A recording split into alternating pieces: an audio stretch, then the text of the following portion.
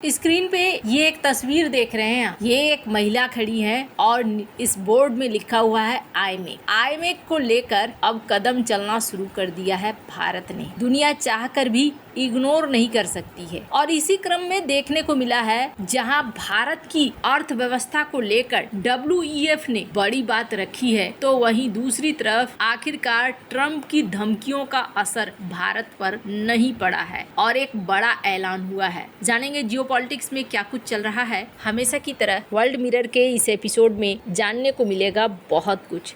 आइए जानते हैं इन खबरों को विस्तार से। इस तरह की परिस्थितियां बन रही है ना कि दुनिया चाहकर भी भारत को इग्नोर नहीं कर सकती है। और इसका बहुत बड़ा एग्जाम्पल देखिए, ग्रीस की मीडिया, इन्होंने क्या लिखा है। इन्होंने लिखा है कि आईमेक के लिए अब सही वक्त आ गया है, अब हम लोगों को आगे बढ़ना चाहिए। G20 की बैठक भारत में हुई और ऐलान हुआ आईमेक कॉरिडोर का। और इस कॉरिडोर के बाद इजराइल गाजा बहुत सारे विवाद शुरू हो गए। हमास का हमला इजराइल के ऊपर हुआ, जिसके बाद ये थोड़ा ठंडे बस्ते में चला गया कि अब इस इलाके में तो झगड़े हो रहे हैं, मामला सुलझा नहीं है। लेकिन अब ऐसा लगता है कि काफी हद तक मामला सुलझ गया है और इसको लेकर अरब देश भी तैयार है। स्क्रीन पर एक आर्टिकल देखिए। सऊदी अरब, UAE जैसे देश भी अब इस कॉरिडोर के बनने का इंतजार कर रहे हैं। तो वहीं दूसरी तरफ भारत में अब कॉन्फ्रेंस वगैरह शुरू हो चुका है, यानी कि पहला पायदान भारत ने रख दिया है। पाकिस्तान ने भी युद्ध छेड़कर कोशिश करी थी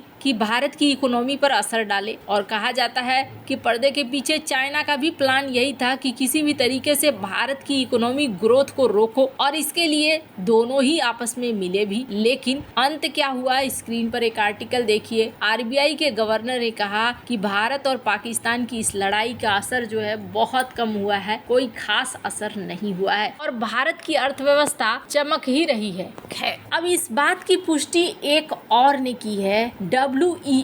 WEF के CEO हैं बोर्स ब्रेंडे, और इन्होंने कहा है कि देखो, भारत ने हाल के सालों में बड़ी अच्छी प्रगति की है। उन्होंने कहा कि जैसा मैंने कहा था वैसा होता हुआ भी दिख रहा है। अब इन्होंने क्या कहा था, साल 2023 में इन्होंने एक भविष्यवाणी की थी और उन्होंने कहा था कि साल 2033 तक भारत $10 ट्रिलियन की अर्थव्यवस्था बन जाएगा और दुनिया के G3 में शामिल होगा। G3 का मतलब क्या है, अमेरिका, चाइना और भारत, ये तीन इकोनॉमी के स्तंभ रह जाएंगे। साल 2025 तक भारत ने जापान को पीछे छोड़कर $4 ट्रिलियन की अर्थव्यवस्था का दर्जा हासिल कर लिया। और अब ब्रेंडे कहते हैं कि भारत अब रुकेगा नहीं, भारत आगे ही बढ़ेगा। साल 2025 के बाद और भी ज्यादा रफ्तार पकड़ेगा। ब्रेंडे ने कई सारी चीजों की सराहना की कि भारत ने हाल के सालों में डिजिटल पेमेंट्स, आधार, UPI ऐसी चीजें बना ली है जो एक मॉडल बन गया है। उन्होंने ये भी कहा कि भारत ने पिछले कुछ सालों में 400 मिलियन लोगों को गरीबी से बाहर निकाला है, जो अपने आप में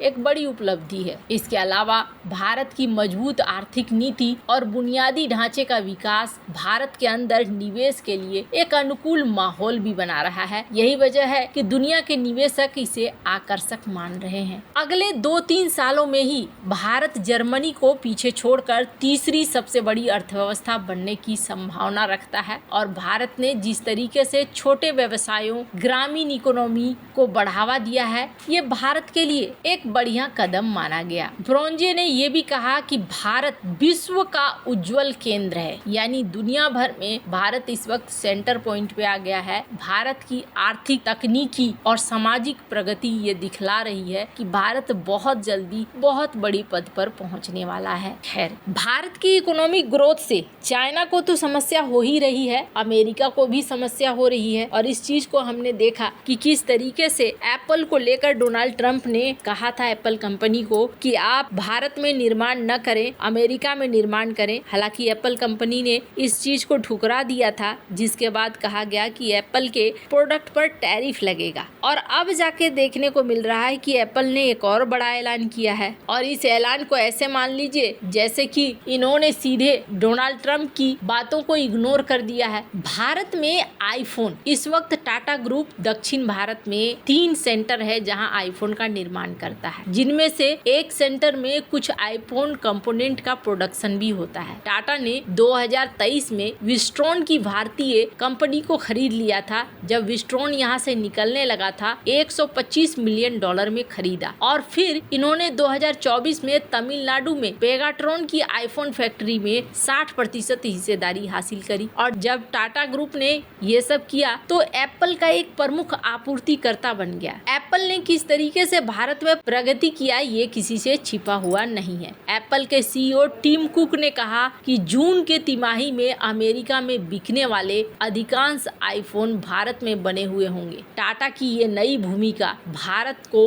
एप्पल की ग्लोबल चेन में एक महत्वपूर्ण खिलाड़ी बनाता है। पर आपको बता दूं, आज की डेट में ना भारत दुनिया का दूसरा सबसे बड़ा स्मार्टफोन बाजार भी है और आईफोन की बिक्री में तेजी से वृद्धि हो रही है। ऐसे में एप्पल ने एक और ऐलान किया है और ऐलान ये किया है कि अब वो भारत में ही एक और काम करेगा जो चाइना से अपने धीरे धीरे सर्विसेज को शिफ्ट करने जैसा है। अमेरिका की दिग्गज टेक कंपनी है एप्पल और इन्होंने भारतीय बाजार में आईफोन्स और मैकबुक की मरम्मत का काम अब टाटा ग्रुप को सौंप दिया है। कहा जा रहा है कि अमेरिकी टेक दिग्गज भारत को अपने सप्लाई चेन में इस वक्त मेन मानकर चल रहा है और इसकी नजरें भारत के मैन्युफैक्चरिंग सेक्टर पर पड़ी हुई है। अब कहा जा रहा है टाटा कर्नाटक में अपने आईफोन असेंबली कैंपस से आईफोन के आफ्टर सेल्स मरम्मत करेगी। इसका क्या मतलब है? इसका मतलब ये है कि अगर खराब हो जाता है आईफोन तो उसकी मरम्मत का काम भी अब भारत में ही होगा। पिछले साल भारत में लगभग 1.1 करोड़